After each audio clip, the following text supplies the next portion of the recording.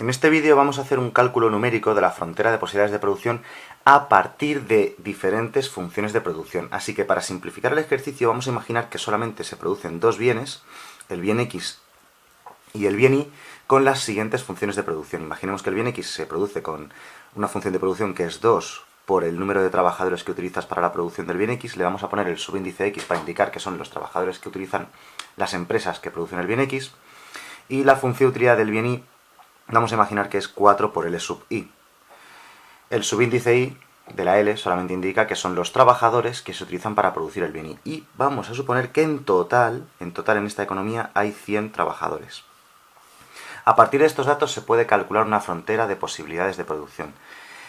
A la L, total de trabajadores, se le suele poner una barrita encima para indicar que este es un número constante, concreto, fijo de trabajadores que existen en la economía. Bien, ¿cómo se hace este ejercicio? Muy sencillo. Tenemos que tomar primero la función de producción de X y lo único que tenéis que hacer es despejar L sub X. Pasamos el 2 que está multiplicando al otro lado dividiendo. Te queda X medios. Hacemos lo mismo para la función de producción del bien Y. Pasamos el 4 dividiendo al otro lado y nos queda que L sub I es igual a I cuartos.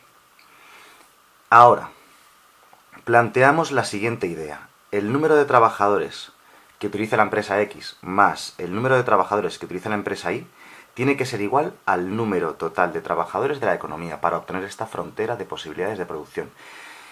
Tienen que sumar el total. No puede haber trabajadores que no se utilicen porque eso sería ineficiente. Y la frontera, por propia definición, tiene que ser eficiente. Tienes que estar utilizando todos los recursos disponibles de la economía.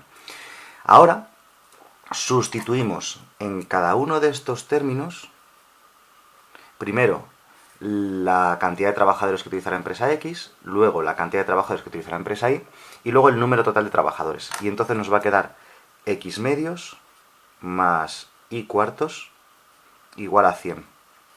¿Qué tenemos que hacer? Ahora, pues tenemos que despejar la Y en función de la X, que es lo habitual en matemáticas, ¿verdad? Si tenemos dos bienes, el bien Y y el bien X, lo lógico es despejar la Y en función de la X. Así que voy a pasar X medios, que está aquí sumando al otro lado restando. Y nos quedaría que Y cuartos es igual a 100 menos X medios. Y ahora el 4 que está aquí dividiendo lo paso multiplicando al otro lado y nos queda que Y es igual a 400 menos 2 por X. Y esta es la ecuación de la frontera de posibilidades de producción. Que por cierto, es una línea recta. Es una línea recta. Vamos a representarla gráficamente. La mayoría de ejercicios que nos plantean en microeconomía básica son fronteras de posibilidades de producción rectas. ¿De acuerdo? En este caso es una recta clarísimamente, es del tipo constante más constante por variable. ¿Podría no haber sido una recta? Sí, perfectamente. Ha salido recta porque las funciones de producción son, a su vez, líneas rectas. Si las dos funciones de producción son líneas rectas, te va a quedar una frontera de posibilidades de producción, una FBP recta. En cuanto una de las dos funciones de producción hubiese sido curva, la frontera de posibilidades de producción ya habría salido una curva, pues aquí habría un cuadrado o algo por el estilo.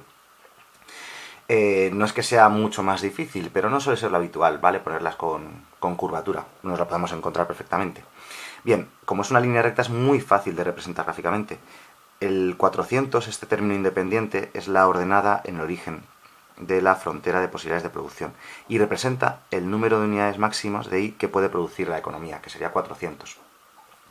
Para calcular el punto de corte con el eje horizontal tendríamos que hacer que la Y sea igual a 0, ¿de acuerdo? Es calcular un punto de corte con un eje, o sea, estos son matemáticas súper básicas. Si la Y fuese igual a 0, pasaríamos el menos 2x que está aquí restando a este lado sumando y nos quedaría 2x igual a 400 y despejando x igual a 200. Lo podéis hacer aparte en sucio si queréis, pero no debería suponer problema calcular los puntos de corte con ejes de una línea recta, ¿no? Bien, pues la línea que une estos dos puntos, esta línea recta es la frontera de posibilidades de producción de esta economía. Ordenada en el origen 400, representa la cantidad máxima de Y que se puede producir 400. El punto con el eje horizontal representa la cantidad máxima de X que se puede producir en esta economía, que es 200. Y cualquier punto intermedio de esta frontera de posibilidades de producción representaría puntos eficientes en los cuales se usan todos los recursos productivos.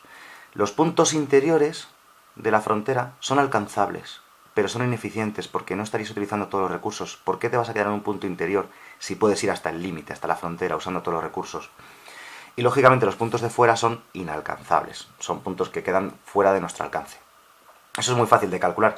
Es comprobar si, por ejemplo, un ejercicio me dice, ¿sería posible producir 500 unidades de Y, 500 unidades de X? sería representar gráficamente el punto 500-500 que estaría por aquí, y dices, ah, pues no, el punto 500-500 es un punto inalcanzable, queda fuera. ¿Sería posible producir 10 y 10? 10 unidades de X, 10 unidades de Y, dirías, sí, el punto 10-10 estaría por aquí. Sería alcanzable, pero ineficiente, ¿vale? ¿Por qué te vas a quedar produciendo 10 y 10 si puedes producir mucho más, ¿no?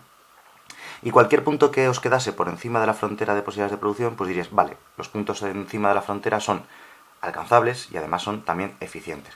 Por cierto, un último detalle. Este 2 es la pendiente, ¿vale? En negativo, bueno. La pendiente de la frontera de posibilidades de producción es menos 2. Bueno, tomando el valor absoluto sería 2. Y tiene un significado. Es el número de unidades de Y que hay que dejar de producir en esta economía para producir una unidad adicional de X.